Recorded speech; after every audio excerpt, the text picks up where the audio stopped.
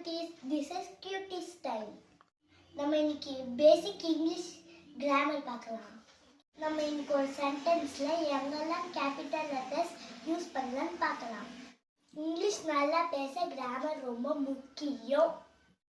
இதுல 3 important rules இருக்கு. Rule 1,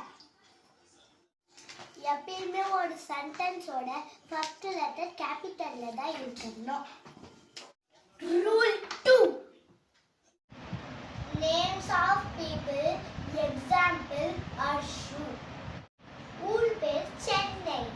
இங்க பாருங்க, நான் சென்னைன்னு பேர் சீல கேபிட்டல்ல ஆரம்பிச்சிருக்கேன்.